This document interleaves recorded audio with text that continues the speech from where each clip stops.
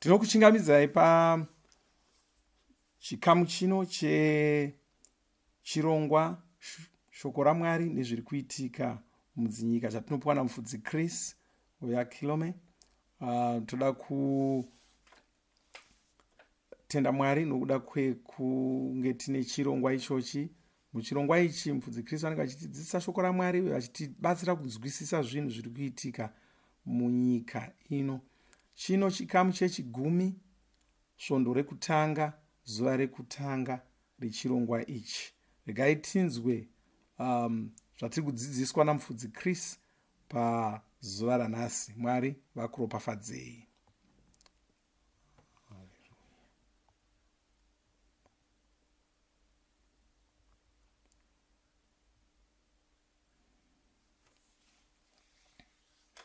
Nokutendai nokuda kwemagwaro, nokutendai nokuda kweushe hwakaropafadzwa, nyika yakaropafadzwa iyi, nokutendai nokuita kuti shoko renyu rigone kunzwisiswa nemweya yedu. Kozvino pasi rose takaungana tichinzwa shoko renyu, tinorigamuchira nemufaro, tine ruvimbo takazvininipisa muzita raIshe Jesu muponesi. Amen. Mungachigara zvenyu pasi.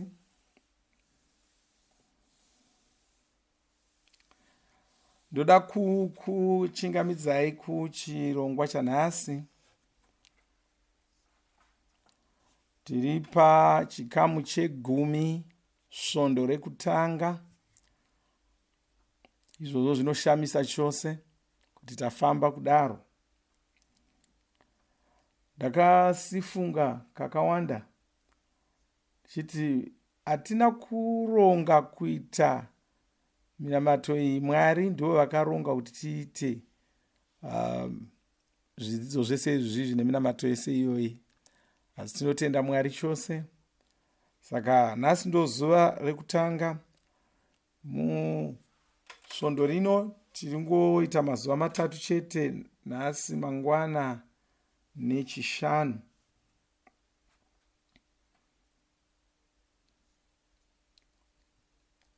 Sezvandakakuimbisai, ndine zvakawanda zvandoda kuti ndikuzivisei.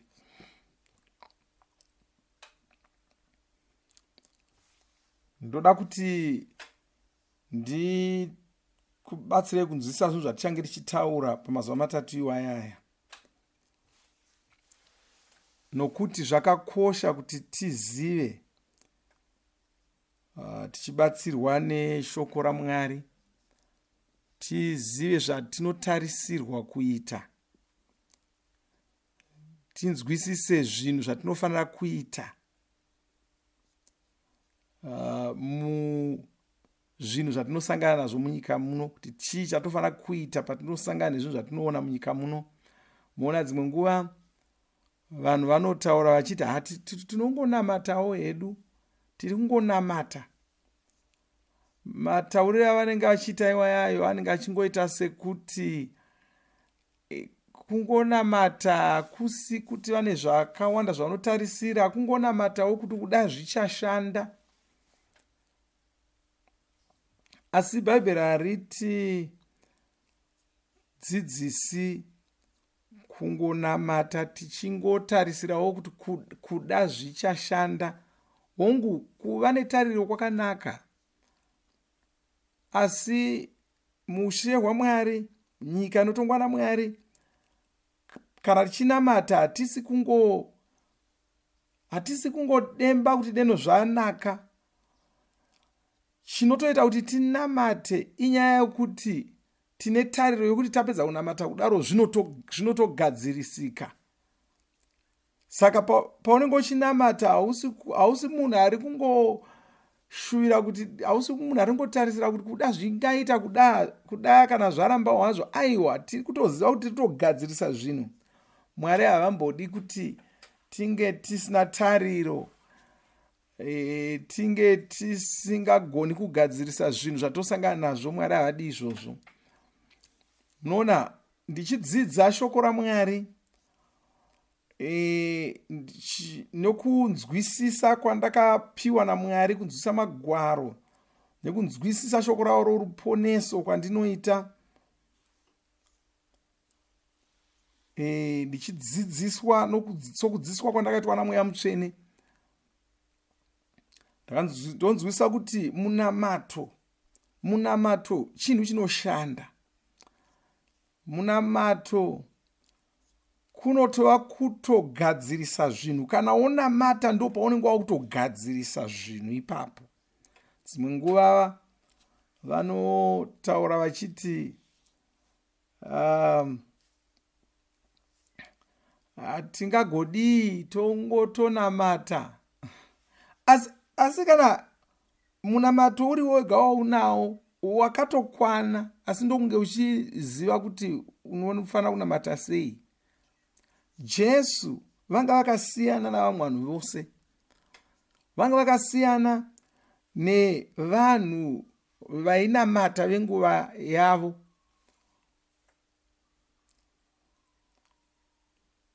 Vanga vakasiyana nevanhu vavaigara navo.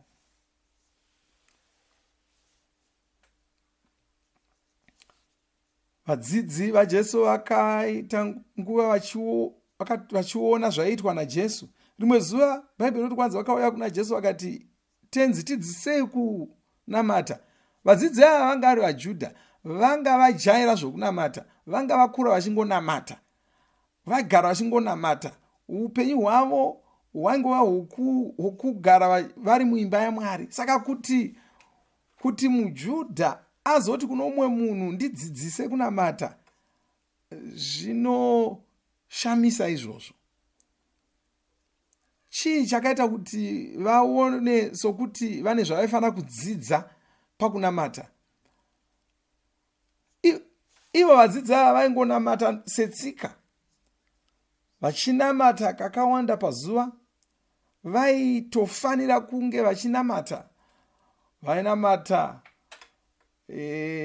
vachingozviudza kuti isusu tiri vaJudha katisuwo kunamata. Asi Jesu vaisanamata nenzira iyoyo.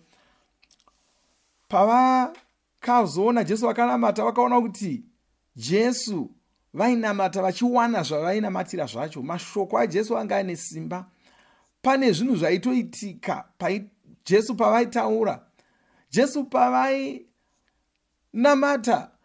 vaita somunhu ane munhu waari kutaura naye. Vanga vasinambojaira vanhu vachinamata saizvozvo. Jesu vaita sokuti vari kutotaura nomunhu, munhu wacho akatovateerera. Uye muupenyu hwavo zvaitova pachena kuti munhu wavaitaura navo iye Jesu waitovadavira. Saka zvaivashamisa, vakati, nhai tenzi tidzidzisewo kakunamata. Jesu vakavadzidzisa kunamata. Ndokubva vodzidza kunamata, vachinamata saJesu. Chitarira mumagwaro enhoroondo upenyu hwaJesu panyika, mutsamba dzenhume dzaJesu, unoona kuti vakanga vakunamata saJesu, vachidzidzisa vanhu kunamata sokudzidziswa kwavakaitwa naJesu. Isuwo taakunamata saJesu, tichiwanawo pakunamata kwedu zvaiwanikwa naJesu. Ukanzwisisa munamato nenzira iyoyi, unozofarira kunamata, unozonakidzwa nokunamata. Unenge wava kuzwisisa kuti unogona kutogadzirisa zvinhu, unogona kutoita kuti zvinhu zviitike nomunamato wako. Izvi zvakakosha.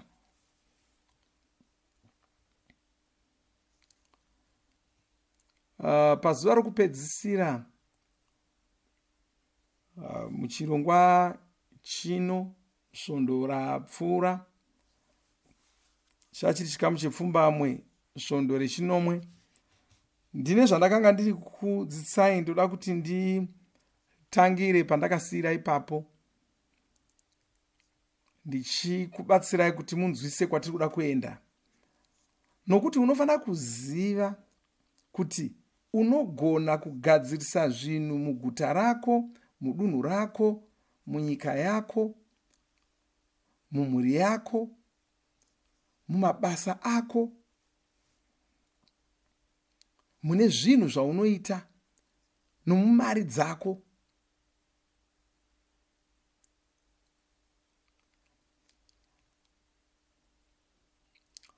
Hausi kufanira kunzwigwa urombo nomumwe munhu. Hapana masimba enyika ino aripo kuti akutonge nokumanikidza kuita zvinhu zvausingadi.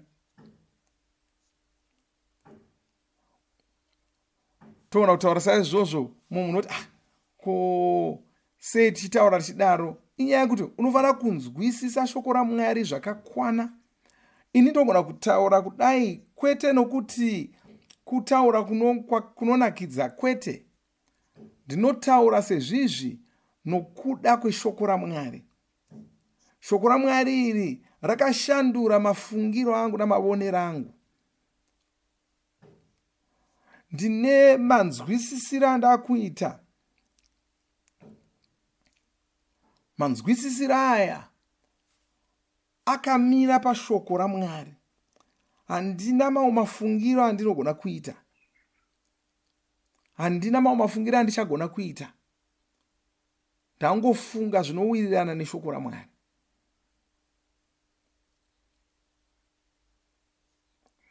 Saka ndakatanga kuudzai pachikamu ichocho, chikuudzai pamusoro pemazivano akanga ari munyika panguva dzeBhaibheri. Iwo mazivano aivapo panguva yana Karebhi achitaura naJoshua. Joshua ndiye wakanga asiyirwa chigaro naMozisi. Karebhi achirangaridza Joshua uyu achiti Mozisi wakanga ataura achitunzwa naMwari, achitaura kuti Hebhuroni yakanga ichifanira kuzopiwa kuna Karebhi. Saka zvino nguva yanga yachisvika zvino, kwapera makore anodarika 40 vanga varwa hondo dzakawanda. Saka Karebhi waiti yanga nguva yekuti vachitora Hebhuroni. Asi muHebhuroni mudunhu yeHebhuroni manga muine mazivano mazikurukuru.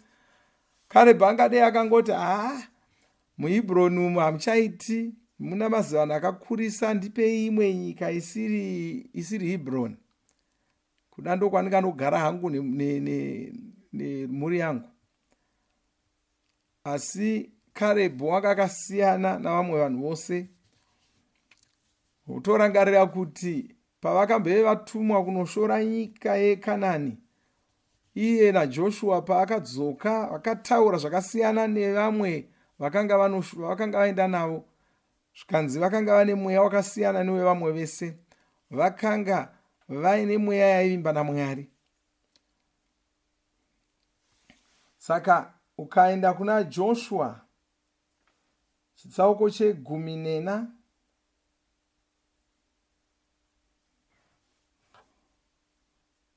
toverenga kubva pandima 10. Zvinotarira Jehovha vakandichengeta ndiri mupenyu sezvaakataura makore ano ana 45 kubva panguva Jehovha yakataura shoko iri kuna Mozisi. VaIsraeri vachafamba murenje.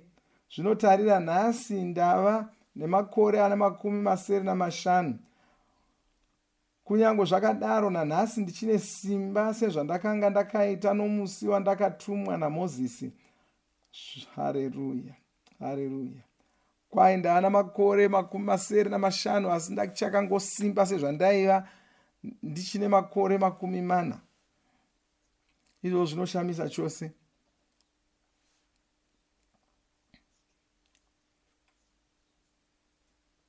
Sezvarakanga rakaita musi iwoyo ndizvo zvakaita simba rangu nanhasi, kana kurwa kana kubuda kana kupinda. Ana makore 75 zvikanzi ndichakangosimba zvandakaita makore 40 apfuura, ndinotogona kuinda kuhondo izvozvi. Kuna vamwe vanhu vanenge vari nemakore kana 50 vototi ndakwegura isu vadhara vatana, iye ana makore 50. Kuda wana makore 40 wototi handichina simba serandaiva naro.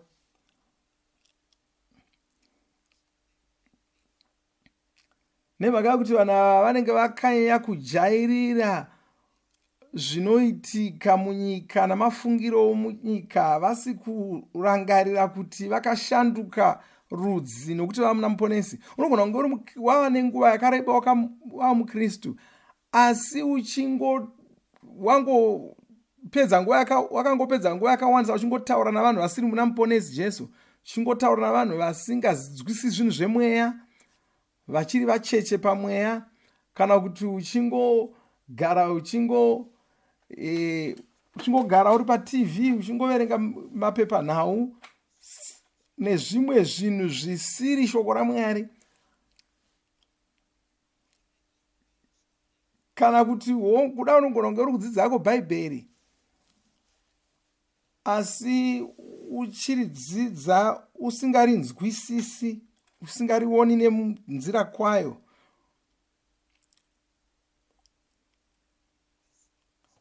Uyu murume uyu Caleb anoti kwanzi ndichakangosimba sezvandakanga ndakaita makore 40 apfuura.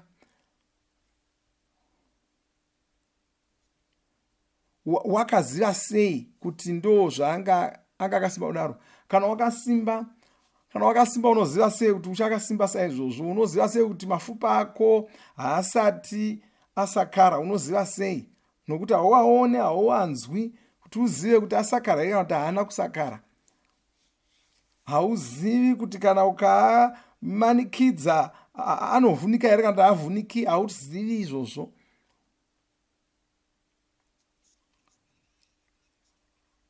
Saka vamwe vanongofunga kuti handana makore 60, saka handichakwanisi kuita zvandaisita kare, handichagoni kukwira manera.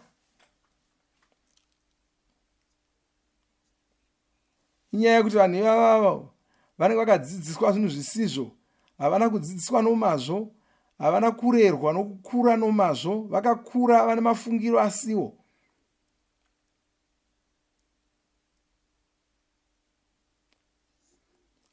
Uyu Caleb waiziva nokunzwisa kuti wakanga akasimba, kunyange zvake anga ana makore 95, wanga achakasimba achirigona kuenda kuhondo kunorwa, nokuti wakanga ane mafungiro kwawo, achifunga nenzira yaaitarisirwa naMwari kufunga. Naizvozvo ndima 12 zvinochindipa nyika iyi yamakomo yakarehwa naJehovha musi iwoyo. Ari kuti ndipei gomo iro rizere mazivano akakura-kura. Kwai ndipei gomo iroro. Anomupa sei gomo iroro? Aitarisira kungoudzwa naJoshua unzi chienda unotora gomo racho, obva aenda. Kwai nokuti nomusi iwoyo wakanzwa kuti vana Anaki vakanga varipo namaguta makuru ana masvingo, zvimwe Jehovha uchava neni, ndikagona kuvadzinga sezvakataurwa naJehovha. Kwai chandinongoda chete kungoti Jehovha vange vaneni. Kana Jehovha vakange vaneni, mazivano iwaya ndinoadzingira kure. Saka izvi zvakakosha zvikuru, nokuti Jehovha vari kutitumawo isu mumazuva edu. Ndoda kuti uve namafungiro akasiyana nevanhu venyika ino, nokuti uri mwana waMwari. Uri mwana waMwari. Tine mabasa atakapiwa sevana vaMwari.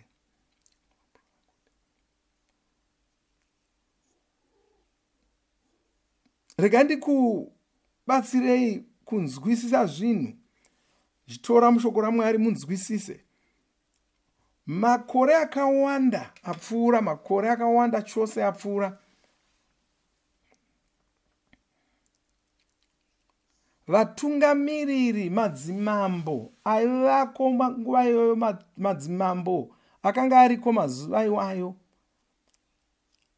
Nyange ukanoverenga munhoroondo dzezvinhu zvekare, unoona kuti vatungamiriri ava vaikudza kunamata kwavaiita vana Farao wokuIgipita vaitaura pachena pamusoro pevamwari vavainamata, uye vana mwari vakawandisa vavainamata vaivimba navamwari vavo, vachitarisira kuti vana mwari vavo ndo vachanayisa mvura, ndo vachavapa zvokudya.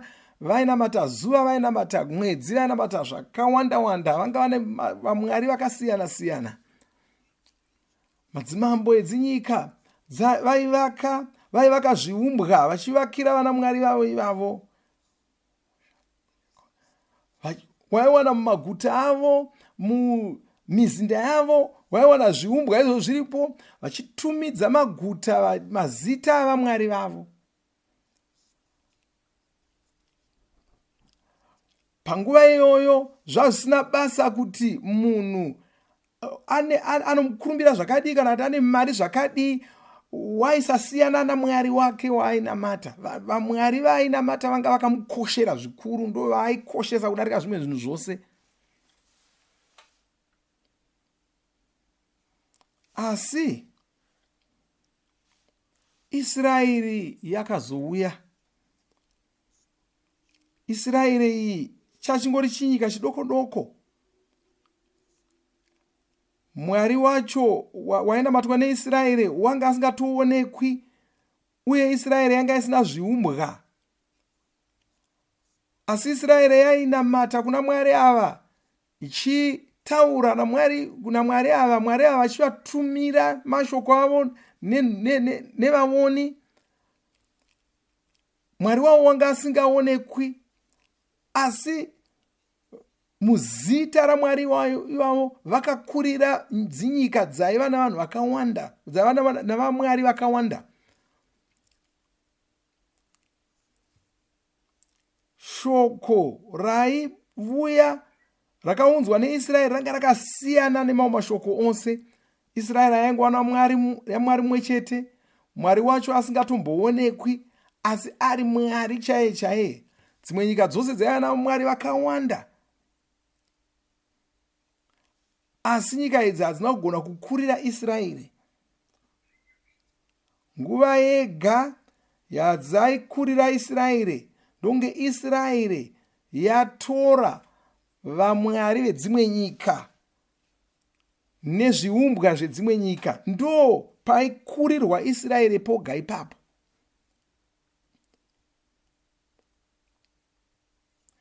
Asi Israeri yanga yatumwa neshoko raMwari. Mwari vakavanzwira tsitsi pavaichema kuna Mwari, Mwari vaivaregerera kudarika kwavo.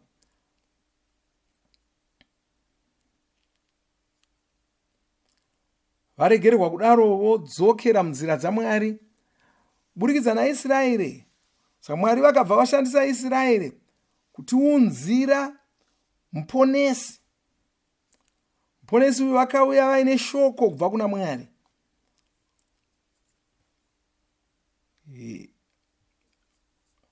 Kubva pana Jesu ndokuzouya nhume dzaJesu, ndodzakativigira chiKristu chatinacho nhasi. Nhume idzi dzakanga dzichidzidzisa, dzichiparidza shoko roruponeso urwu runobva kuna Mwari mumwe cheteyo chokwadi. Jesu vakaunza chimwe chinhu chitsva chakanga chisingazikamwi navanhu panguva iyoyo. Ndoda kuti ndikuzivisei izvi kuti munzwisise kuti nyika panguva iyoyo yanga yakaita sei, uye kuti chii chakazoitika kunyika iyi,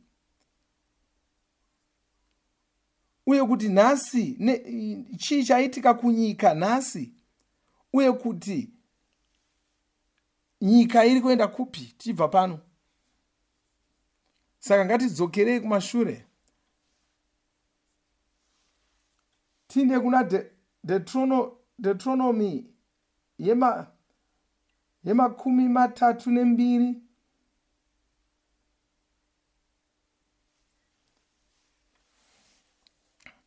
Regai ndikokusepai ndima yacho, regai nditange ndakuudzai zvimwe zvinhu. Paunoverenga nemamwe mabhaibheri ndima iyoyi, nokuda kwokuti vanhu vakaturikira mabhaibheri vaitora mumagwaro ekare akasiyana. Zvino magwaro iwayo anga achisiyana pakunyorwa kwawo. Saka mamwe mabhaibheri aitora mune mamwe magwaro, mamwe otorawo mune mamwe magwaro. Woona kuti ukatara ndima dzacho dzine kakusiyana. Asi pandima iyi mamwe mabhaibheri akaita sana King James haana kubudisa zvakanaka kuturikirwa kwendima iyi.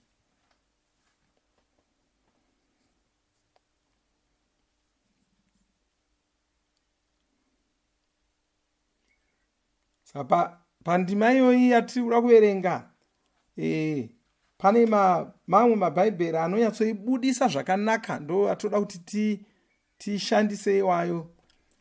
Saka ngativerengei kubva pandima yechinomwe tichiinda mundima yechisere.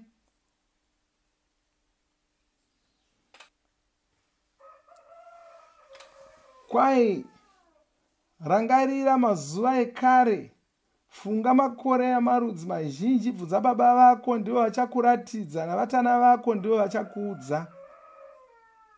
Hati tiri kuenda kunguva dzekare kare tione zvakaitika. Ipapa ari kuvarangaridza zvakanga zvaitika kare. Totarira pandima yechisere. Kwaiwo kudenga denga, nguva yakapa ndudzi nhaka yadzo, nguva yakaparadzanisa vana vavanhu, wakatema miganhu yendudzi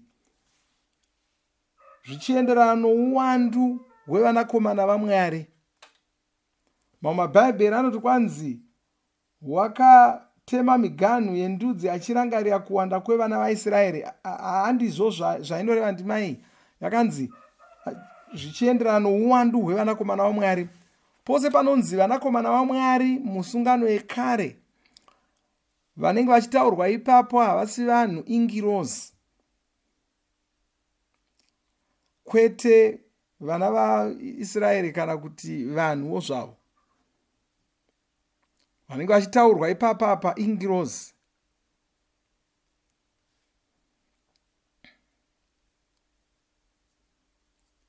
Saka zvari kutaurirai pano ndezvokuti Ishe pavakatanga kuunganidza vanhu vachivaisa namarudzi avo vachivapa dzinyika dzokugara, vakabva vaisa ngirozi kuti ngirozi dzive dzidzo dzinotaririra rudzi rumwe norumwe nenyika imwe neimwe. Ngativerengei pandima yechipfumbamwe.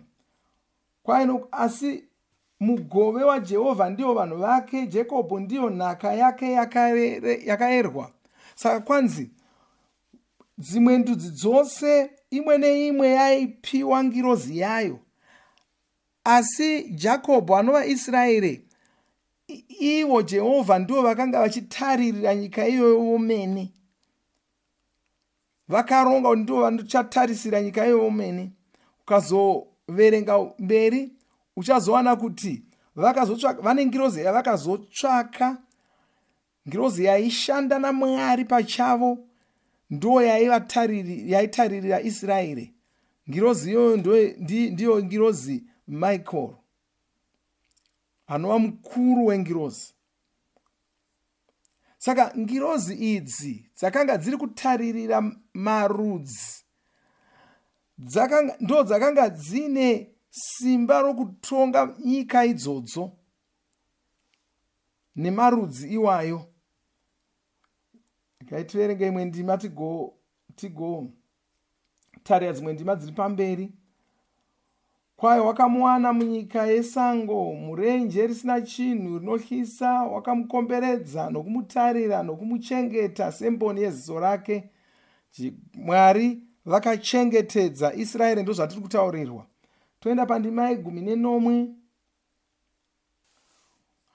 Kubva patasiyira pandima ye10 unogona kuzopaverenga zvako.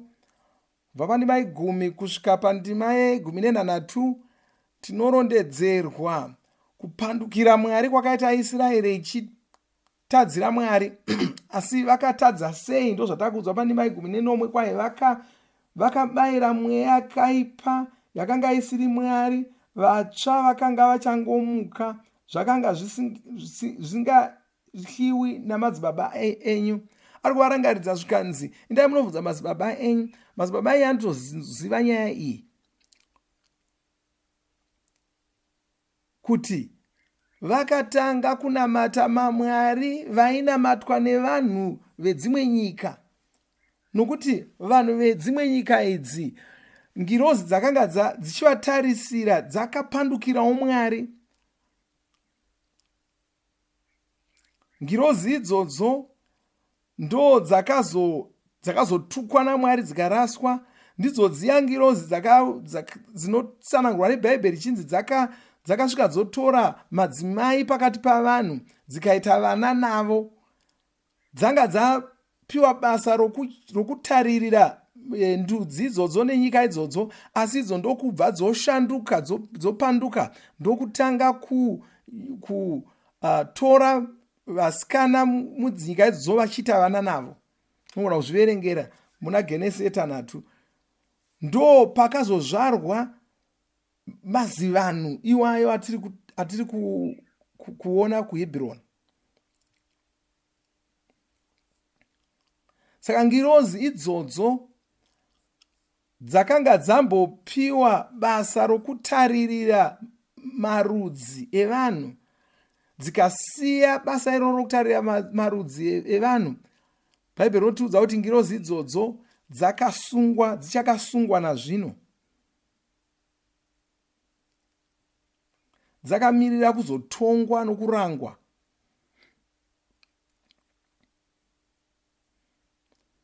Dzichazokandwa mudziva romoto. Asiko zvino dzakasungwa dziri muchizarira. Asi ko vana vaya vadzakazvara nevanhu chii chakatika kwavari? Bhaibheri rinoti vana ava anga ari mazivano akakura, mazivano akakura, vana Goriati. Mazivano iwayo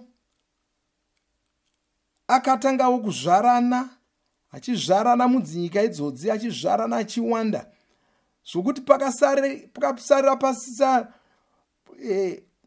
zvisauzikamwa kuti vanhu chaivo chaivo ndavapi nevanhu vasiri vanhu ndevapi.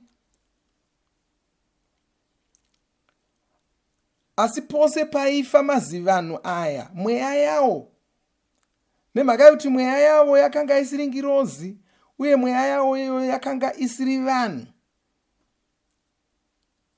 mweya iyi haina kwayakaenda yakaramba ichingodzivaira iri panyika. Mweya iyoyo, mweya iyi ndiyo yatinoti mweya yakaipa. Iko zvino mweya yakaipa yakasiyana nengirozi dzakadzingwa kudenga, nokuti kune mhando mbiri dzengirozi dzakadzingwa kudenga. Kune mhando yokutanga ndedziya dzakaita vana navanhu dzikasungwa.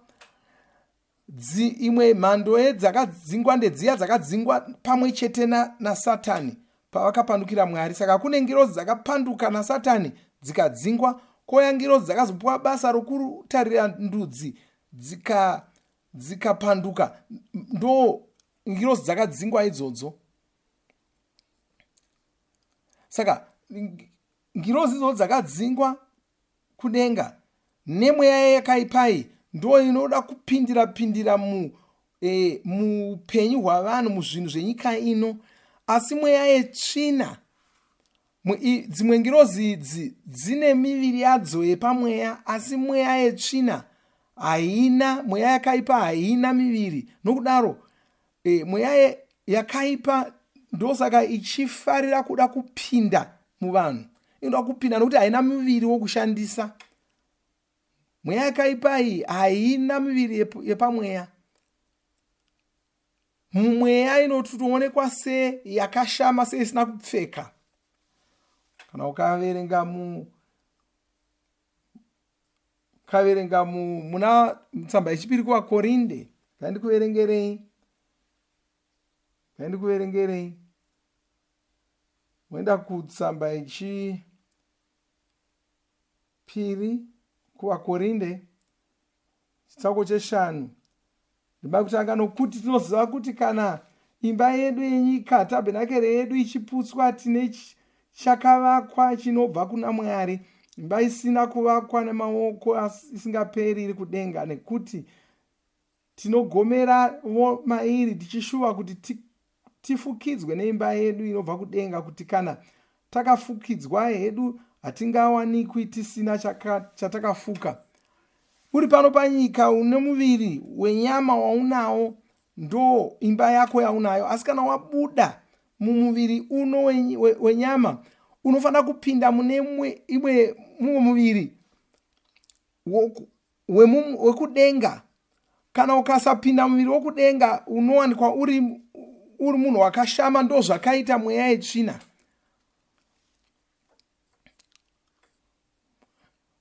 Bhaibheri rinoti kwanzi kumodzi imwe neimwe Mwari vanopa muviri. Saka muviri chinhu chinobva kuna Mwari. Saka mweya yakaipa iyi haina kupiwa miviri yepamweya, nokuti yanga yakapanduka. Haina kupiwa miviri iyoyo. Saka mweya iyi yakashama. Ndosaka ichida kupinda muvanhu, ichida kupinda muzvinhu. Nguva imwe neimwe haina muviri wokushandisa iri panyika pano. Rangarirai Jesu pavakataura kumweya iyi, payakanga iri munomwe murume wokugadhara uya,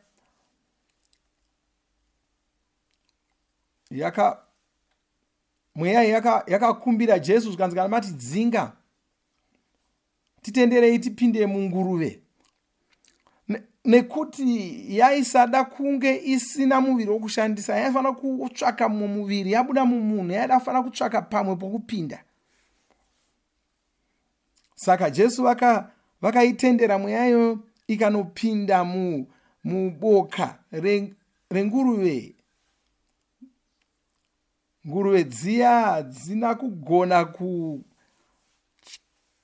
dzine mweya tsvina kudai, dzakabva dzamhanya dzikanowira mumvura dzikafa. Kureva kuti mweya yakaipa iyi yakabva yafanira kutanga kutsvaka imwe mumuviri zvekare. Chinzwisisa izvozvo, chitevera zvandiri kuda kuti ndikusarangure. Mundima muna Deuteronomio muya mataverenga, kwanzi vakabayira kumweya yetsvina kwete kuna Mwari. Kwai vakabayira zvibayiro kumweya yetsvina kwete kuna Mwari, nokuva Mwari vavakanga vasingazivi. Saka vakabayira kumweya yetsvina. Mweya yetsvina iyi, mweya yakaipa iyi, yakanga yaitotorwa sokuti zvanga zviri zvimwari. Saka vana Farao pavaipira kuzvimwari zviya, Bhaibheri rinoti kwanzi zvimwari izvozvo yanga iri mweya yakaipa. Saka zvimwari zvainamatwa nedzimwe ndudzi zvese yaiva mweya yetsvina. Saka Mwari wezuva, Mwari wenyeredzi, Mwari wemwedzi wainamatwa uya yanga iri mweya yetsvina yoga yoga. Ndakakutaurirai pamusoro paZeus, anova Mwari wainamatwa navaGiriki, mweya wetsvina. VaRoma vaimuti Jupiter. Yose yanga iri mweya yakaipa, yanga iri mweya yetsvina, yanga isiri Mwari. Asi vanhu vaidaidza, vaitora saMwari ichinamata. Nazvino kuna vakawanda vachiri kunamata mweya iyoyo. Asi ndoda kuti munzwe chimwe chinhu. Jesu pavakauya, vane basa ravakaita risina kumboitwa navamwe vanhu. Vaidzinga mweya yakaipa. Vavoni vekare vaisadzinga mweya yakaipa. Asi Jesu vakauya, mweya yakaipa yobuda. Jesu otaura mashoko. Bhaibheri rinoti vanhu vaishamiswa naJesu, nokuti vaiva nesimba rokurayira mweya yakaipa, mweya yakaipa ichivateerera. vanhu ava vaiziva pamusoro pemweya yakaipa, asi vanga vasingazivi kuti woita sei nemweya yakaipa. Vanga vasina simba yekudzinga mweya iyoyo, asi Jesu vakataridza kuti vaiva nesimba rokudzinga mweya iyoyo. Iyo mweya iyoyo yaitorwa sevamwari. Nhume dzamuponesi dzakatangawo kudzinga mweya yetsvina. Bhaibheri rinoti Jesu akavapa simba rokudzinga mweya yetsvina. Mushure mechinguva vaKristu vakatanga kudzinga mweya iyi, vachidzinga kwese kwese. Pasati papera nguva yakawanda, mweya yetsvina iya yanga isisina simba rokuramba ichakabata maguta nedzimhuri nedzinyika. Zviumbwa zvanga zvisisina chinhu. Vanhu vanga vasisaki zviumbwa izvozvo, nokuti mweya yakanga iri ichishandisa zviumbwa izvozvo yanga yabva, yanga yakamirirwa nezviumbwa izvozvo, yanga yadzingwa. VaKristu vakashinga vari kushandisa simba ravo.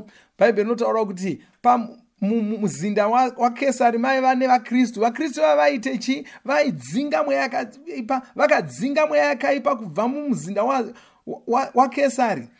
Nokudaro guta reRoma rakazopedzisira raparara nokuda kuti vaKristu vakadzinga mweya yetsvina yakanga iripo. Bhaibheri rinoti Jesu akati, zvinhu izvi zvichaonekwa pane vakandigamuchira, muzita rangu vachadzinga mweya yakaipa. Saka hapana kupera nguva yakareba, zvinhu zvatanga kushanduka. Mweya yetsvina yanga isisiri kutonga zvikoro nenzvimbo dzayaitonga kare. Maguta akanga asisiri kutongwa nemweya yetsvina. Vanhu vakawanda vakangofunga kuti inyaya yekuti vanhu vakanga vadzidza zvino. Aiwa, chiKristu ndo chakashandura zvinhu zvose izvozvi, nokuti muchiKristu ndo mune simba rese. VaKristu vatsvene vaJesu ndo vane simba rose, ndo vakashandura nyika. Nyika yakashanduka nokuti vatsvene vakatanga kutonga mweya yetsvina pavakanga vachifamba kunyika dzemhiri, vachiuya kuAmerica, vachiuya kuAfrica, vachienda kuna Russia, vachienda vakanga vari kudzinga mweya yetsvina kwose kwavaenda, vachisvika kwose nokuChina. Shoko roruponeso raifamba rine simba richishandura nyika, richishandura dzinyika. Shoko roruponeso rakabva rashandura zvinhu pasi pose, rakashandura dzinyika, ndo rakashandura zvinhu. Zvisizvo nyika ikade yakangoramba ichingofamba nemweya yetsvina saizvozvo. Dai zvazviziwa tikade mumizinda yamadzimambo mungade maingoramba muchingonamatwa vana Jupiter, vana Zeus. Zviumbwa izvozvo zvanga zvichimo, asi zvanga zvashayiswa simba, zvafuruswa. Mweya yetsvina yacho yanyarara, yadzingirwa kure. Vanhu vaMwari vakanga vadzinga mweya yetsvina, saka zviumbwa izvi zvanga zvisisina mweya mazviri.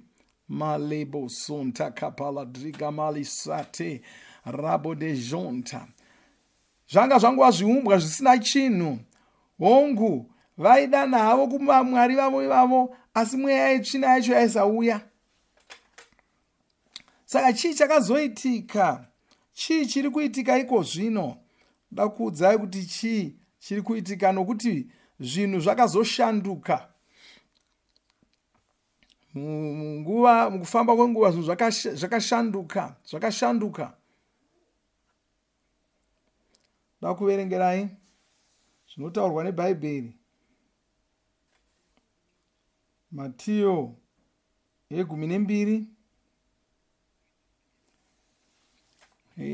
Asi regai nditange ndakubatsirai kunzwisisa pandakutaurai nchiti vatsvene vakadzinga mweya yetsvina iyoyo. Regai ndikutaridzei zvinotaurwa neBhaibheri. Chokutanga ndichatanga ndakutaridzai zvakataurwa nevaoni, tichizvitora mubhuku raJobho. Endai kuna Jobho 10 nanhatu. Toverenga kubva pandima yepfumbamwe. Tarira zvinotaurwa ipapo. Kwai iyewo akandibvarura pakutsamwa kwake, akandivenga, wakarumanya meno ake pamusoro pangu. Mudzivisi wangu unondiwetsera meso ake. Chichiri kutaurwa naJobho apo. Ari kuti Mwari vari kundiuraya. Mozviona here? Kwai Mwari vari kundiuraya. Isaya unoti chii? Kuti kwanzi wakandirwadzisa. Ndozotaura naIsaya. Ndiani wakamurwadzisa? NdiMwari. Toverenga ndima inotevera. Kwai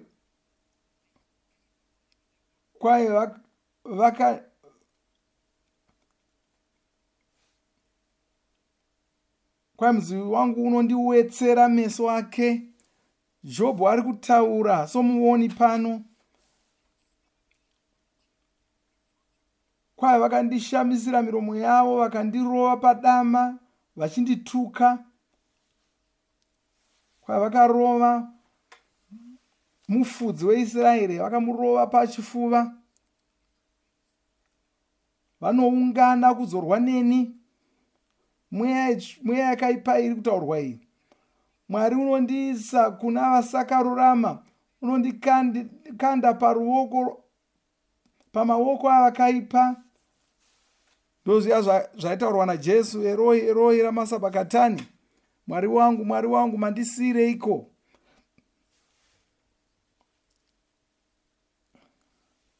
Kwai ndakanga ndichizorora hangu. Kwai ndakanga ndakazorora hangu ndiri murugare. Iye akandivhuna. Zviro kwazvo wakandibata nomumutsipa, akandiputsanya. Akutaura pamusoro pezvaakatirwa naMwari. Wakandiita chiposherwa chake. Miseve yake inondikomba kumativi ose. Unopamura itsvo dzangu asinganzwiri nyasha. Unodururira nduru yangu pasi.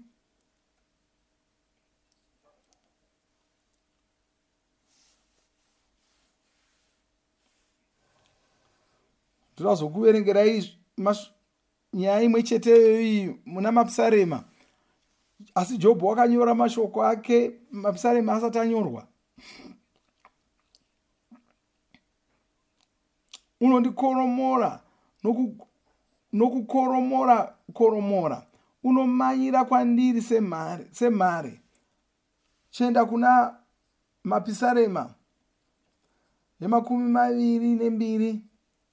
Toverenga kubva pandima ye11 chete. Unoona kuti mashoko avo anoda kuwirirana.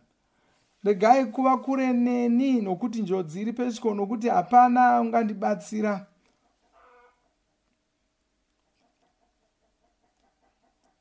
Jobho paanga ari kutaura semuoni paya, mashoko anga achitaura anga ari kutaura pamusoro pamuponesi Jesu.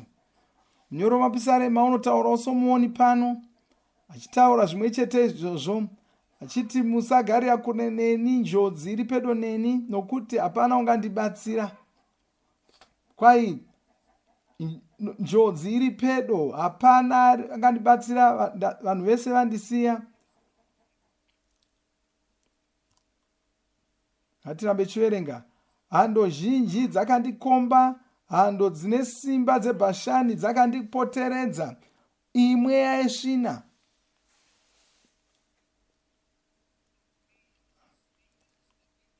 Saka anotaura achiita sanotaura pamusoro pemhuka idzi. Handira dzeBhashani dzakandikomba, achitaura saizvozvo. Kwai dzinondishamisira miromo yadzo seshumba inoparadza ichiomba.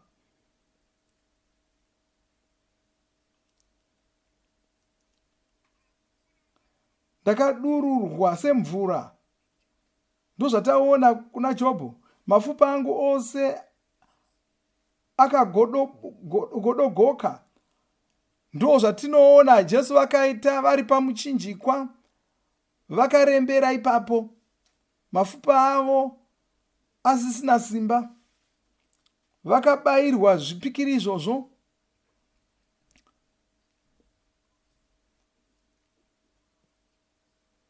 Saka mapfupa avo akashayiwa simba, mwoyo wangu wakafanana nenamo, wakanyauka mukati moura hwangu. Bhaibheri rinotitaurira kuti varume vaya pavakabaya Jesu parutivi, ropa nemvura zvakabuda. Simba rangu rakaoma sechaenga, rurimi rwangu rwakanamira pashaya dzangu, makandiisa paguruva rorufu.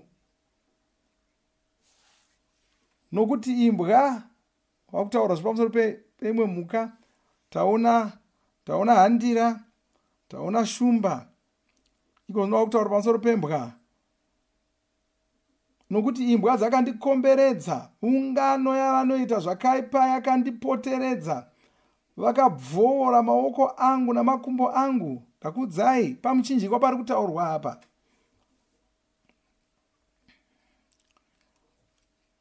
Mweya yetsvina yanga iri kuita zvayo ipapo, vanhu vachiitawo zvavanga vachiita pana Jesu.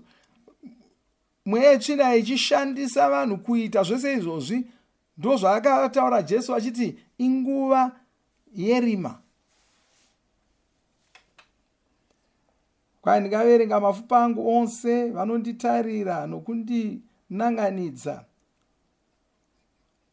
Vanogovana nguo dzangu, pakati pavo vanokanda mijenya pamusoro pehanzu yangu. Mozvirangarira zvakaitwa nevarwi nemauto izvozvo.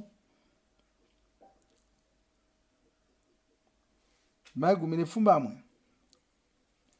Asi imi Jehovha, regai kuva kure neni, imi simba rangu, kurumidzai kundibatsira.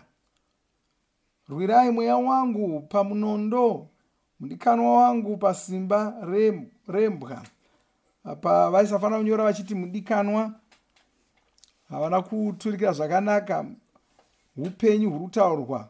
Kwanzi rwirai mweya wangu pamunondo, upenyu hwangu pasimba rembwa. Rwirai upenyu hwangu pasimba rembwa.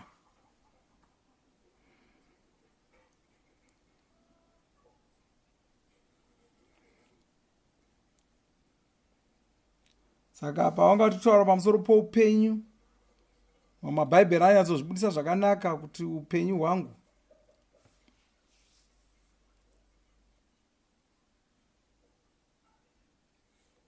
Ndima 21 chete. Ndiponesei pamuromo weshumba, ndiponesei pamuromo weshumba. Zvirokwazvo makandipindura ndiri pakati penyanga dzenyati. Ndiponesei pamuromo weshumba.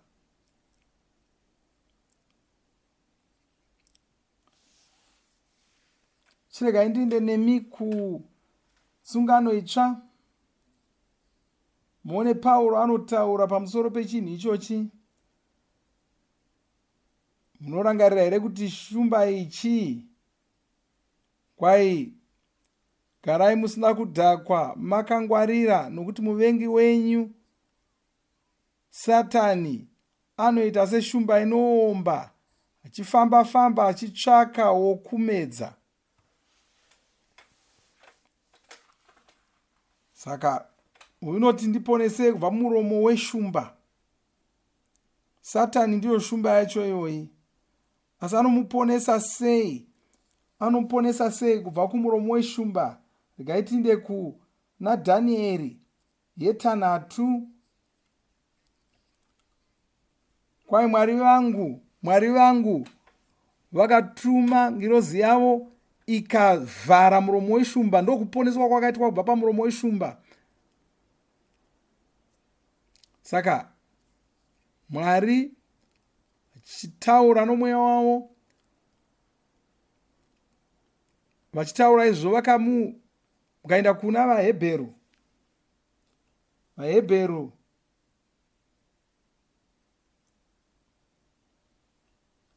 chitsauko chegumi nechimwe chete ndima yamakumi matatu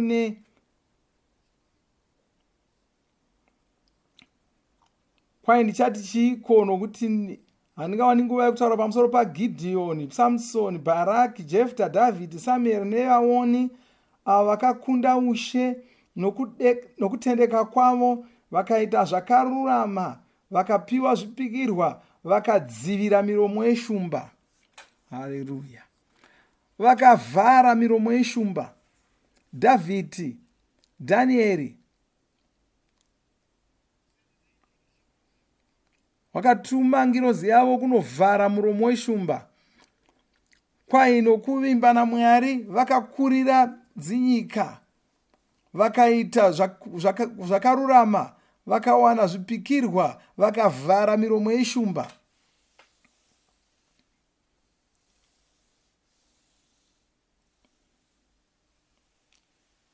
Chiregai tinoona zvakataurwa naPauro mutsamba yokutanga kuvaKorinde chitsauko chegumi neshanu.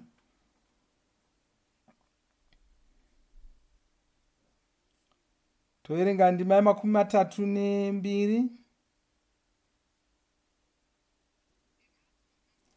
Kana ndakarwa nezvikara paEfeso somunhu zvaindibatsireiko? Kana vakafa vasingamutswi, ngatidye, ngatinwe, nokuti mangwana tinofa. Kwai ndakarwa nezvikara paEfeso, kwai kana vakafa vasiri kuzomuka, saka chii chandakapedzera nguva yangu ndichirwa nezvikara paEfeso? Asi kwai ndakarwa nezvikara paEfeso nokuti tinoziva kuti upenyu hunoenda mberi. Shoko rakashandiswa apa nderokuti therion, rokuti zvikara nderokuti therion. Rakasiyana nerimwezve rinoturikirwa kuti zvikara rokuti zoani. Rokuti zoani rinongoreva mhuka, asi therion inoreva chikara chinouraya, chakaipa. Ndo shoko rinoturikirwa unzi chikara muna zvakazarurwa.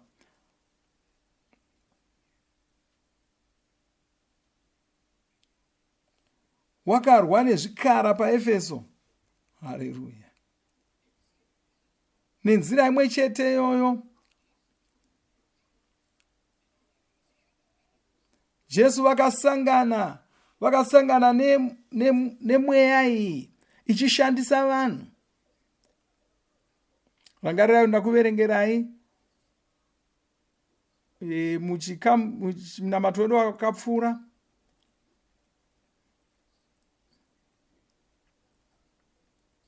Ndakakuudzai pamusoro paJudhasi Iskarioti, ndikakuverengera mubhaibheri zvinotaurwa nemagwaro. Kwanzi mushure munge apuwa musuwa iye Judhasi, kwai Satani wakabva apinda maari, ndokubva obva ipapo kunoronga kutengesa Jesu. Satani wakapinda maari. Saka Judhasi waiziva here kuti Satani ndiye wakanga ari kumutunzva kuita zvaaita? Wakanga asingatozvizivi, asi wakanga azviisa mumaoko aSatani. Saka wanga angofambiswa negwara raSatani. Saka vanhu vaya vakauya nemapfumo vachiuya kuzosunga Jesu, vaiziva here kuti Satani ndiye wakanga ari kuvatungamirira nokuvatunzva kuita izvozvo? Vaiziva here kuti masimba erima ndo anga ari kuvatungamirira? Kwete, vaifunga kuti varinga varingoita basa ravo ravakanga vatumwa nehurumende yavo. Dhavhidhi paakasarudza kunoverenga vana vaIsraeri, waiziva here kuti ndiSatani wanga amutuma? Waingofunga kuti aringoita zvinhu somutungamiriri wavanhu. Bhaibheri rinoti kwanzi Satani ndiye wakatunzwa Dhavhidhi kuti averenge vanhu. Satani ndiye wakaita kuti, wakamupa pfungwa iyoyo, wakamufurira kuti averenge vanhu. Nenzira imwe cheteyo tinoona Pauro pano muEfeso. Mweya yetsvina yakanga yaita kuti guta ripandukire Pauro. Saka Pauro akafanira kunamata, achinamata kudaro wakarwisana achinamata wakarwisana, achirwisana nezvikara ndokukurira zvikara izvozvo. Saka unozotaura achiti kwai ndakarwisana nezvikara paEfeso. Wakarwa, akakunda, akasiya nesangano, akasiya Timoti achifudza sangano iroro. Malebosonta kapalatra. Moenda kutsamba yechipiri kuna Timoti yechina, chitsako chechina. Ndoverenga ndima ye13. Pauro paakanga ari amiswa padare, pakuzvidavirira kwangu kwokutanga kwakanga kusino munhu wakandibatsira, asi vose vakandisiya. Zvokurangaridza chimwe chinhu here? Ndati muzvione Jesu pavakanga vachiti handina unondibatsira. Pauro unowana akamirawo ega pano, kwanza hapana wakauya akandibetsera, vese vakandisiya. Ngavarege kuravirwa izvozvo. Ndima ye14. Asi Ishe wakamira neni akandisimbisa kuti ndipedzise kwazvo kuparidzira kwangu vahedheni vose vanzwe. Ndakarwirwa pamuromo weshumba. Autaura zvekare pamusoro pemuromo weshumba. Watamboona uya wakasungunurwa nokurwirwa kubva pamuromo weshumba. Kureva mabasa emweya yakaipa. Mona, Pauro iyeyu ndiye wakatinyorera akatiudza kuti hatisi kurwisana nenyama neropa. Kwai musafunga kuti vanhu vamuri kuona ava ndo vanhu vamuri kurwisana navo. Kwai musafunga kuti ndo vatiri kurwisana navo. Pane mweya iri kuvatuma kuita zvavari kuita, mweya yerima inovatuma nokuvatunzva kuita zvinhu zvavanoita, nokuvaitisa mabasa akaipa iwayo. Hama dzangu,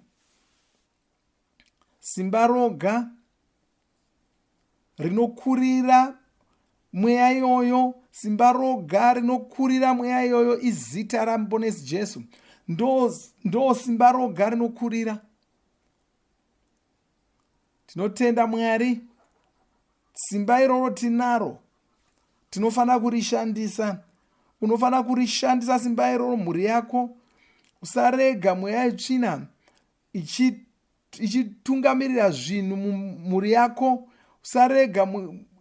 Usarega Satani achionekwa muvana vako, mumba mako. Tonga mhuri yako, tonga vana vako, shandisa zita raJesu. Mira saJesu. Shandisa zita raJesu muguta rako. Usangodemba.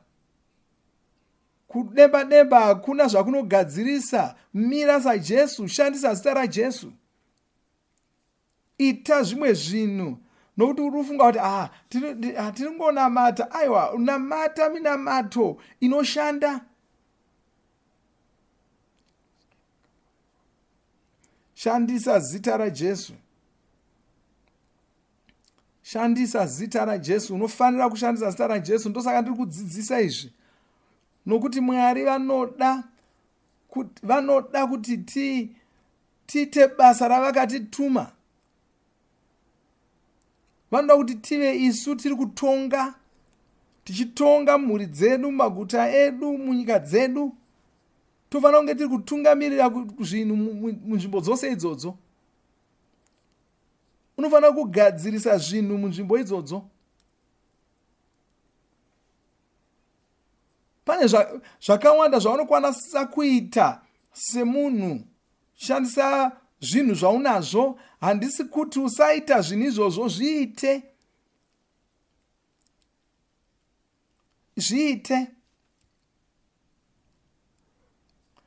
Asi usasiya kuita zvakanyanya kukosha zvacho zvinova kunamata. Unofanira kuita zvakanyanya kukosha zvacho, nokuti wapedza kuita zvose zvingaitwa navanhu. Unogona kungokurirwa zvakadaro. Nokuti unenge uri kushandisa masimba avanawo.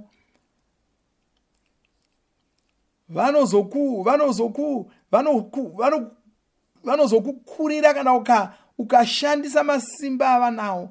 Ndosaka uchifanira kushandisa masimba apamweya. Kana ukashandisa masimba apamweya, Satani agoni kukukurira. Hapana munhu anogona kukurira zita raJesu. Kwanzi hapana njere dzinodarika dzaishe. Hapana ungauya nenjere dzinodarika dzaishe. Hapana munhu angauya namazano anokurira aMwari. Saka unofanira kushandisa simba raMwari. Saka zvino zvakaitika mumakore mashoma apfuura, nokuti vatsvene vakanga vadzinga mweya iyi. Vanhu vaMwari vanga vaita zvinhu zvikuru. Muna kazhinji zvandoda kutaridza iko zvino, zvinhu izvi muna ndorangarira ndichibvunza vamwe vashumiri vakabva kunyika dzekumabuda zuva uko. Ndikati nyika idzi dzagamuchira shoko roruponeso, chii chakazoitika kwadziri? Hadzichanamati zvino, chii chakazoitika kwadziri? Kunyika dzokunana Europe, shoko roruponeso ranga rasvika. Chii chakazoitika kunyika idzi? Ndo nyika dzakatumira vaparidzi pasi rose, asi zvino hadzichadi kunzwa nezvaJesu. Chii chakaitika? Chii chakazvibvisa pana Mwari? Chii chakaitika kuti dzizova nyika dzakadaro? Rangarirai kuti hadzina kunge dzagara dziri pana Mwari. Shoko roruponeso rakauya, vatsvene vakauya vakadzinga mweya yetsvina. Zviumbwa zvenyika idzodzo zvikasara zvisina mweya. Chikristu ndokubva chopambira munyika idzodzo. Kwose kwawaenda kuEurope waingowana kungotaurwa nezvaMwari, zvingotaridza kuti vana Mwari. Europe ndo yakatiunzira kakisimusi, kupembererwa kwokuzvarwa kwaJesu, zuva rokukudza zita raIshe Jesu pasi rose. Europe ndo yakaita kuti Chikristu chipararire pasi rose. Ndo yakaunza Bhaibheri kwose kwose, ndokuriendesa kuAmerika. Kusvikira Amerika yakutoona sokuti ndiyo yakanga yaIsraeri. Haleluya. Ndo kunamata Mwari kwataiona muEurope uku. Saka chii chakazoitika? Sei nyika idzi dzakazoshanduka?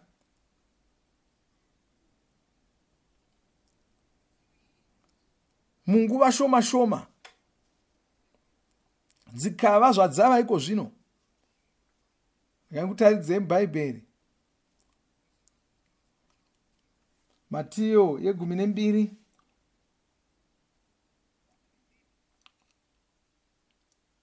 Vatsvene vakanga vadzingira kure zvimwari zvose zviya zvakanga zviri mweya yetsvina.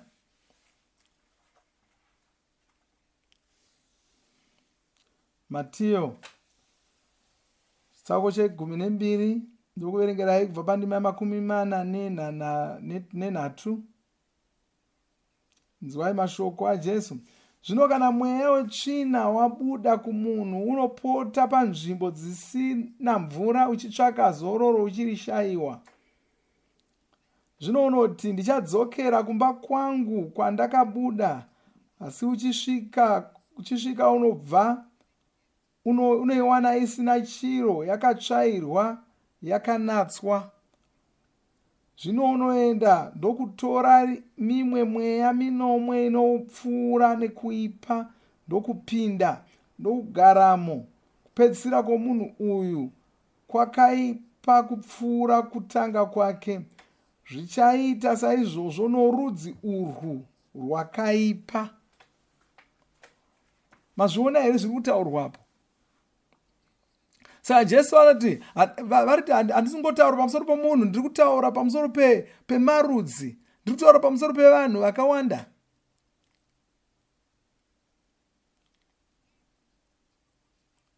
mweya yetsvina yanamatwa sezvinonzi yanga iri mwari, yanga yadzingwa.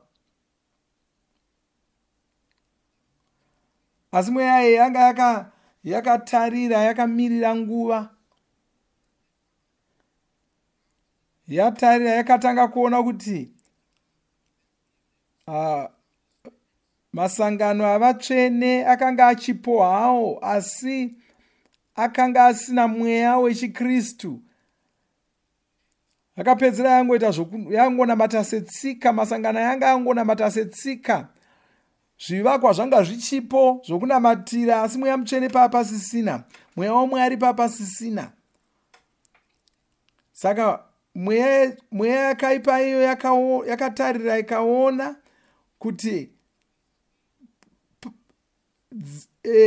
nzvimbo dzokunamatira idzi dzashama, nyika idzi dzashama, dzisisina chinhu. Haleluya. Toda kuti uone kwayakati mweya wakaipa uya wakati ndaakudzokera kumba kwangu kwandakabva. Paanosvika paona imba yakashama, yakatsvairwa, yakashongedzwa. Ko inogonzi haina chinhu, iyo yakashongedzwa. Zvinorevei? Kushongedzwa kunoreva kuti zvinhu zvakarongedzwa, mune zvinhu. Saka hasi kutaura pamusoro pokuti manga musina chinhu muimba umu, asi kutaura kuti yanga isisina muridzi. Imba iyi yanga isisina muridzi, hamuchisina mweya uri kugaramo. Mweya uyu wakadzingwa kubva mumba umu, asi hapana wakauya akazogaramo kutsiva uya wakadzingwa.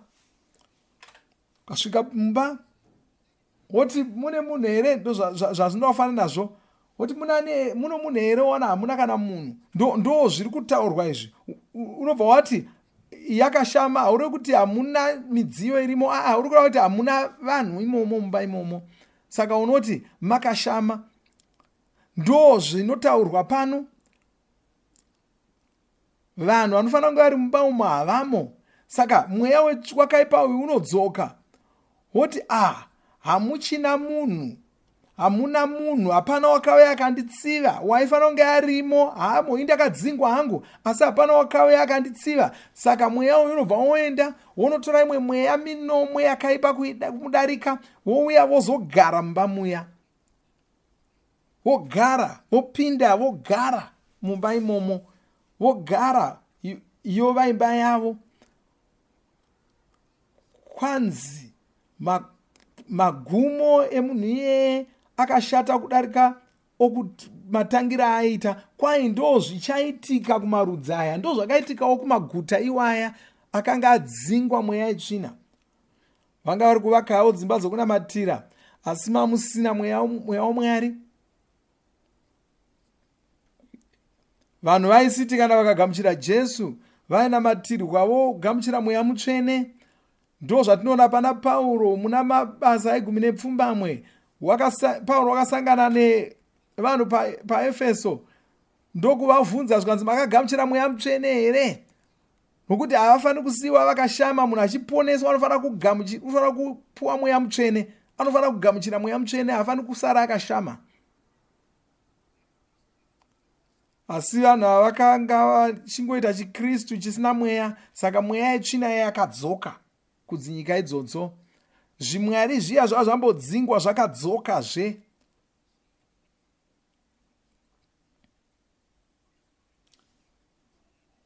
Oenda kutsamba yokutanga kuvaKorinde, chitsauko 10, ndima 20. Kwai kwete, asi ndinoti izvo zvinobayirwa nevahedheni havazvibayiri Mwari, asi mweya yakaipa. Zvino handidi kuti muyanane nemweya yakaipa. Kwai vari kubayira kumweya yetsvina.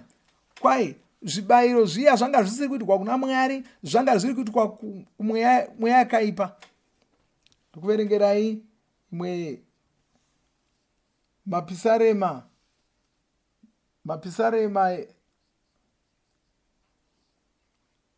kwaye vakashumira zviumbwa zvavo, izvozvo ndo zvakavapinza mudambudziko, ndo zvakavasunga.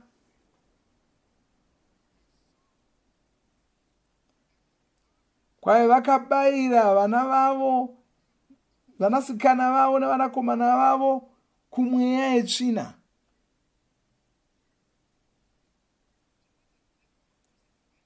Saka pavaifunga kuti vari kubayira vanakomana navanasikana vavo kuna naMwari, vanga vari kutovabayira kumweya yesvina, vanga vari kutovapira kumweya yesvina. Saka chii chatiri kuona zviri kuitika iko zvino, zvava kuitika iko zvino,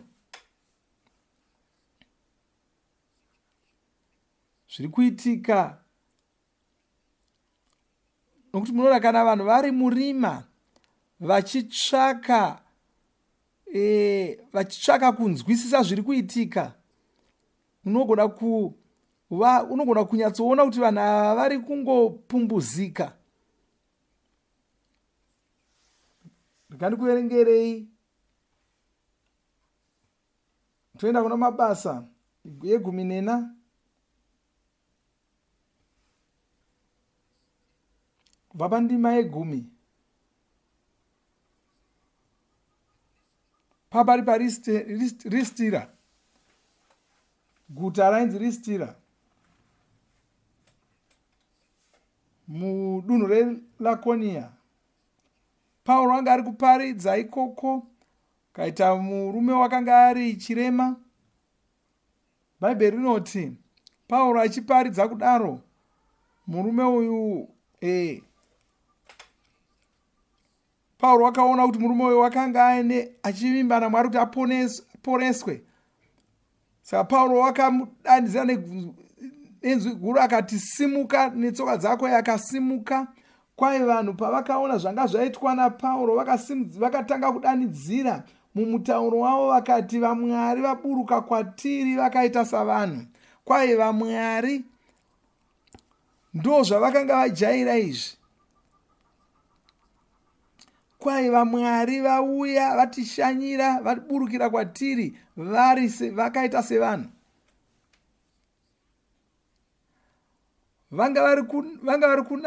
Vanga vari kunamata, asi pane zvanga zviri kuitika. Mweya yetsvina yanga yadzingwa, saka vanga vakutsvaka, vakudemba mazuva iwayo vakanga vachiri kunamata zviumbwa zvavo. Saka vanga vakuti vana Mwari vaya vadzoka, vauya vari vanhu. Mweya yetsvina inonzwisisa nzara iri mumweya yavanhu. Kwaye Bhanabhasi vakamutumidza kuti Jupitari, Pauro Mercurio, nokuti ndiye aiva mutauri mukuru.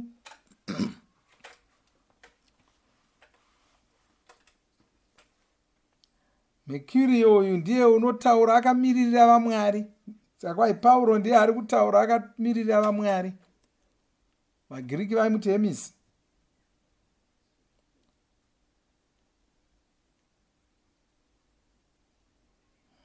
Morangarira muna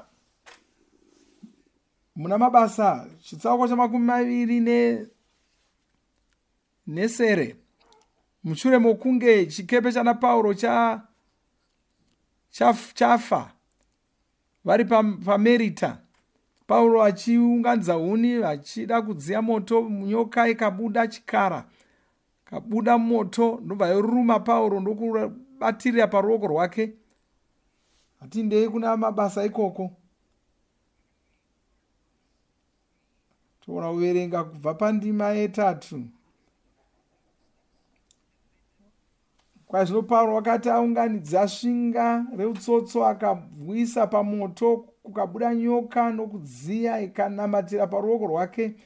Vanhu venyika iyi vakati vachiona chikara chakarembera paruoko rwake, vakataurirana vachiti, zvirokwazvo munhu uyu muurayi, nokuti kunyangwe adoponeswa hake pagungwa, kururama hakumutenderi kuti ave mupenyu. Asi iye wakazuzira chikara mumoto akasanzwa kurwadziwa. Ivo vakati vakati uchazvimba kana kuwira pasi pakarepo akafa. Zvino vakati vatarira nguva refu vakaona kuti haana kusvikirwa nenjodzi, vakashanduka voti iye ndiMwari. Saka uri kuona muzvinhu izvi, kuona nzara mumweya yavanhu, nzara yokunamata zvimwari izvi. Zvino mweya yetsvina inonzwisisa izvozvo.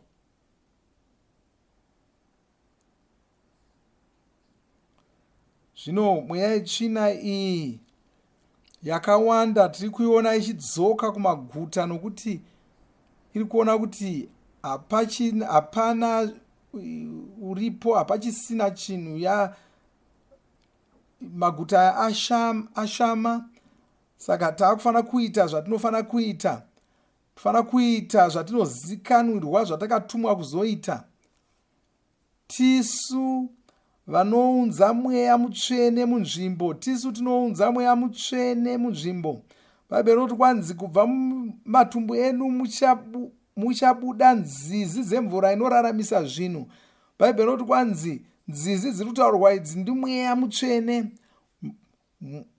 Mweya mutsvene vanowerera vachibuda matiri.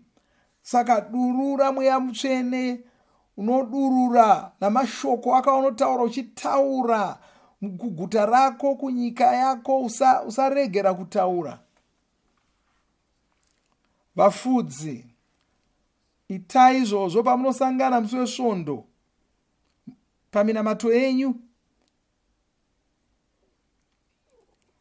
Tungamirira vanhu kunamata,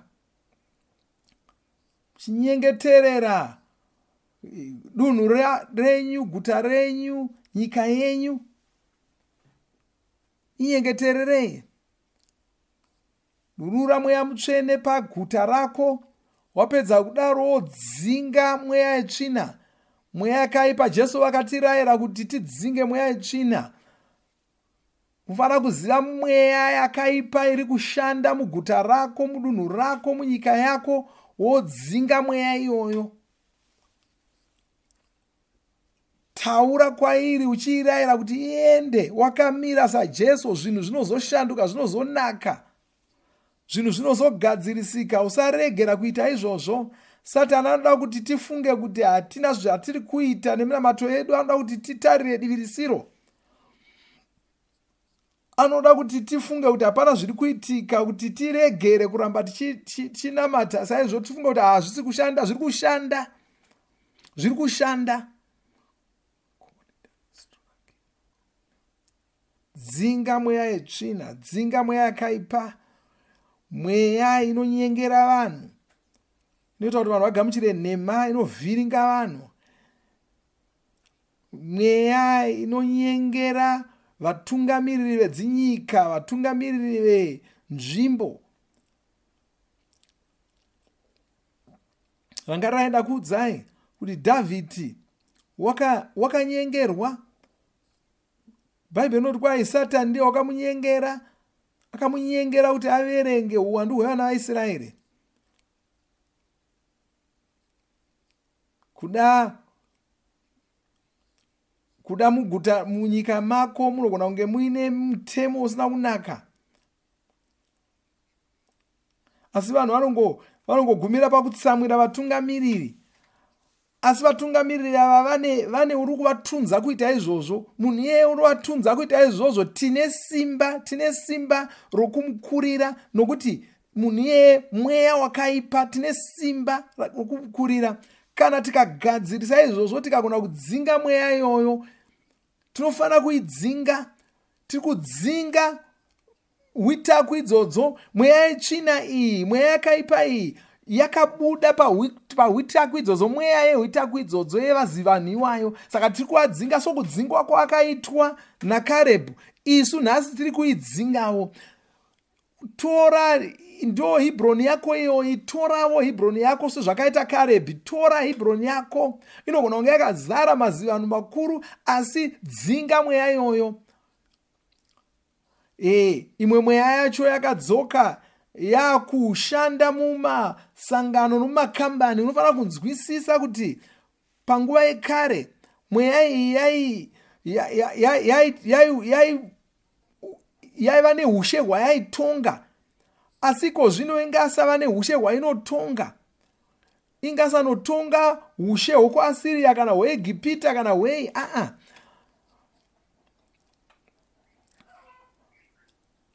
ingasanoumba ushe hweBhabhironi, asi iko zvino kudzoka yakuumba makambani, masangano anoita zvinhu zvinobata vanhu vakawanda wanda,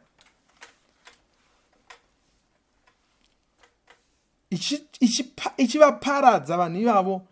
Ndo maziviro aunoziva kuti zvinobva kuna Mwari here kana kuti hazvina kuna Mwari. Unotarira mabasa avo, unotarira mabasa emasangano iwayo. Ukaona masangano iwayo, ukaona masangano aya achimanikidza hurumende kuti dzirambidze vanhu kutaura vakasungunuka zvavanofunga. Nokuti pandokutaurira zvinhu izvi, handisingotaura, ndiri kutaurira nokuti Mweya Mutsvene vakanditaurira zvinhu izvi. Vanhu vari kutsvaka kuti vanhu varambidzwe kutaura vakasungunuka, havasiri vatungamiri vedzinyika.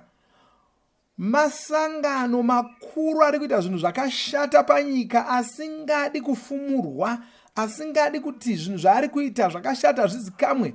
Masangano iwayo ndo ari kumanikidza vatungamiriri vedzinyika kuti varambidze vanhu kutaura zvavanoona. Iwayo masangano iwayo ari kugadzira kudya kunorwarisa vanhu. Havadi kuti havadi kuti nyika izive kuti ndiwo masangano iwayo ari kugadzira zvokudya zvinouraya vanhu nokurwarisa vanhu. Vari kukanganisa, vari kuisa mishonga mumvura dzinomwana vanhu. Vari kugadzira nhomba dzinokanganisa nokuuraya vanhu. Vari kuita kuti mishonga yekuzvipatara isanakira vanhu. Masangano iwayo ndiwo ari kutsvaka kuti hurumende dzimanikidze vanhu, dzisunge vanhu vanotaura zvavanoona. Masangano iwayo ndo ari kutaura kuti kana munhu akataura zvanoona zvonzi waakuda kunyebera vanhu panyika. Masangano aya anenge akaita seakanyarara, uchifunga kuti ari kungoita basa rawo izvo. Kana ndo nyasire idzodzo ndo dzinoenda dzinokwenyera hurumende nerweseri. Saka kana uchida kuziva kuti mweya yetsvina yakaipa iyi iri kupi, iri mumasangano iwayo. Vazhinji venyu vanoshanda mumasangano iwayo, saka hamutombozivi kuti ndo kune mweya yakaipa ikoko. Asi wakufanira kumuka wonamata, manamatiro anofanira kuita chaiwo. Uye ndoda kuti muzive kuti patichinamata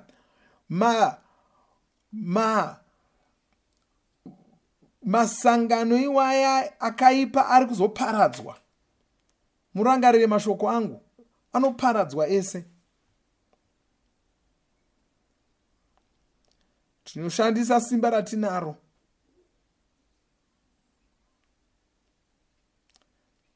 Kuna vanhu vanenge vachifunga kuti ndo vari kutonga nyika. Kuna vanhu vanofunga kudaro. Mapoka evanhu pasi rose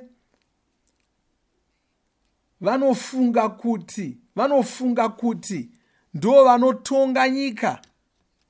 VeWorld Economic Forum vanofunga kuti ndo vanotonga nyika. Kwete, vakakureverana nhema. Saka nevakaizvozvo ndo zvakaita zvekare vanoona nezveutano hwepasi rose, vana Gavi vese ivavavo. Masangano iwaya ari kuda kuti vanhu vabayiwe nhomba. Vanofunga kuti vari kutonga nyika pasi rose. Vamwe vacho vanoita nezvemari, vamwe vacho ndo vari kugadzira zvokudya zvinodyiwa navanhu pasi rose, vana Nestle avo.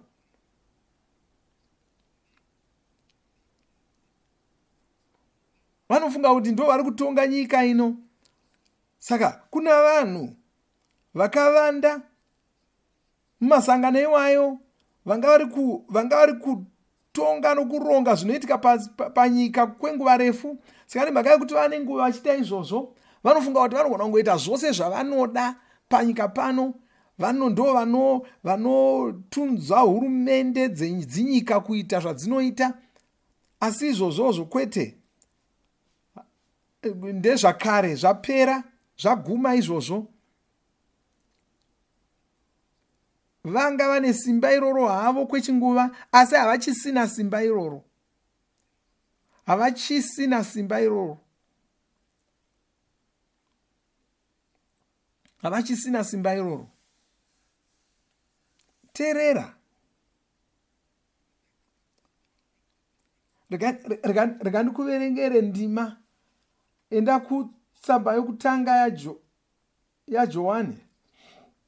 Tsamba yokutanga yaJohani chisango chechina. Ndoverenga kubva pandima yekutanga. Ndoda kuti utererese vadikanwa, musatenda mweya yose, asi muidze mweya kuti muone kuti yakabva kuna Mwari, nokuti vavoni vazhinji venhema vakabudira munyika. Ndakarai ndakakudzidzisai kuti vavoni ava havasi vana Jeremia venhema nana Isaya venhema.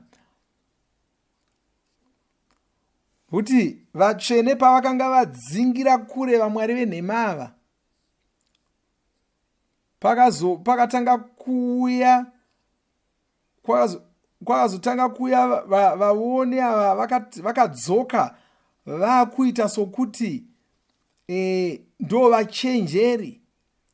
Kutaura kwavo kunotitaridza kuti ndivo vavoni vaya vezvimwari zvenhema zvekare vauya voita savadzidzi. Nokuti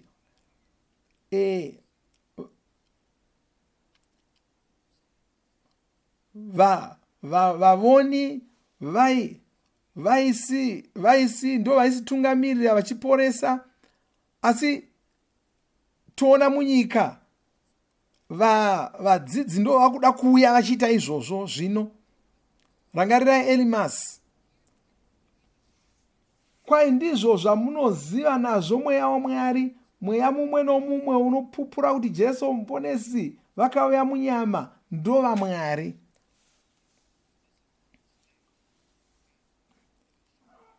Ndakambokujekeserai zviri kuti ndima iyi inofanira kunyorwa sei. Ndakakuudzai kuti inofanira kunge taura kuti mweya umwe nomumwe usingapupuri kuti muponesi Jesu vakauya vari munhu wenyama.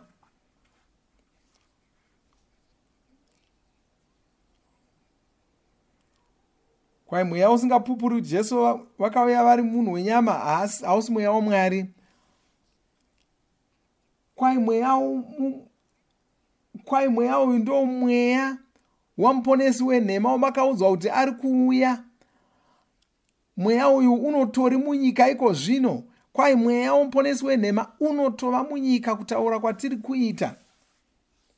Mweya wamuponesi wenhema unotova munyika kutaura kuno. Kwete iye muponesi wenhema anova munhu, asi mweya. Kwai kune mweya wamuponesi wenhema unotori munyika iko zvino. Kwai uyu ndiwo mweya wamuponesi wenhema wamakaudzwa kunzi uchauya, uye unotori munyika iko zvino.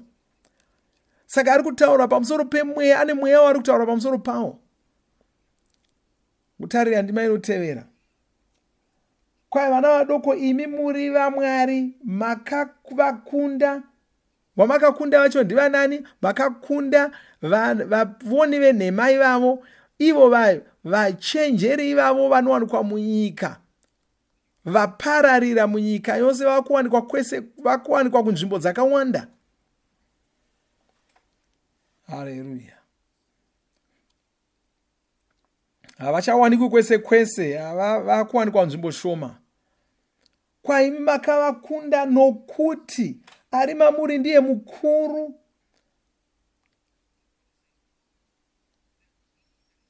Mukuru kudarika uya ari munyika. Ari munyika wacho ndiani?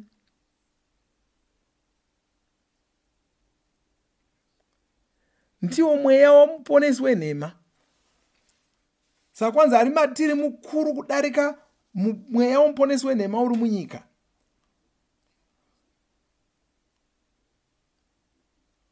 Haleluya. Ndakudza watotitaurira akati mweya wamuponesi wenhema unotori munyika muno.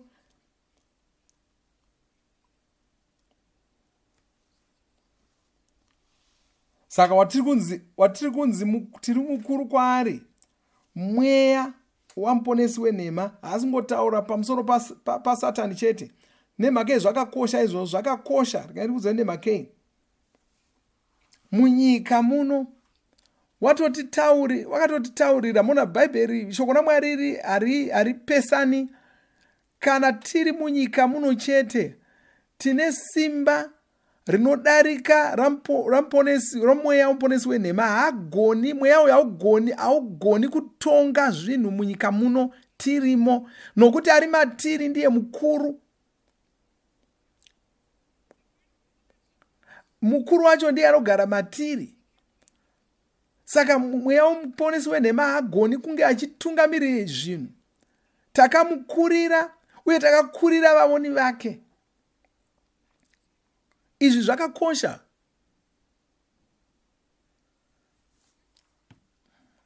Saka zvanga zvakamirirwa naMwari. Mwari vanga vakangomirira kuti vatsvene vavo vabve zera. Vaingoda kuti vatsvene vayaruke. Vaiziva kuti kana vatsvene vakayaruka, tichadzinga mweya yose yakaipa tigoidzingira kure. Tichamirisana nayo tigoidzingira kure. Nesimba ramweya mutsvene tiri kuzodzingira kure mweya yose iyi. Tiri kuikurira. Ishe ndo ari kutonga panyika pano. Saka tiri kukurira. Ndosaka ndiri kudzisai shoko iri. Handidi kuti musashayikwa mangwana, musashayikwa musi wechishanu. Mushandise zvatiri kutaura izvi. Zvishandise muchinzwise vanhu vanonzwisisa kuti uri kutogadzirisa zvinhu uchiita zvauri uchinamata saizvozvo. Uri kutogadzirisa zvinhu.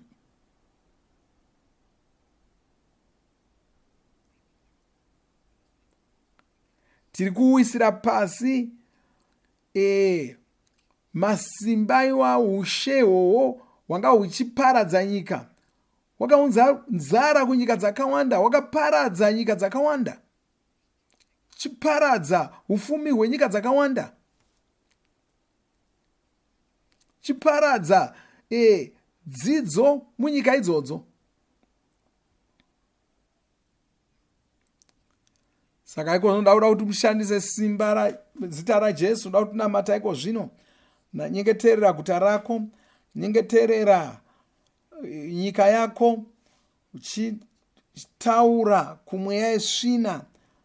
Taura kumweya yesvina yoti imi mweya yesvina, mweya yakaipa iyo iri kuda kutonga nyika ino. Utaure nyika yako nezita. Oti imi mweya yose iri kukanganisa nokufurira vatungamiriri venyika ino. Ndinomira saJesu ndichiparadza masimba enyu. Hamugoni kutonga munyika muno, hamugoni kutonga munzvimbo ino. Shandisa masimba awakapiwa. Tiri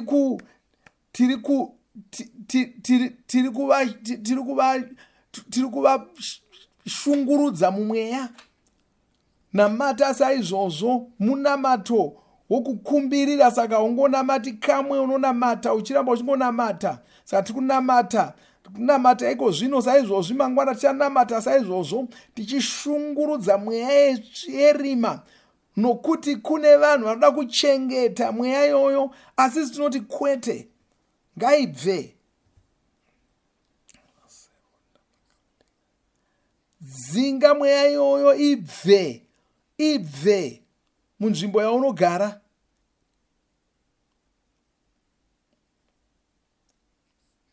Idzinge ibve. Labroka. Mira saJesu, shandisa zita raJesu. Maliba sonta kalistrama gonderoda. Labroka traki bales droma jigibala gracia di lo pritalimande. Labra koti la straka brogande la straka bojenta.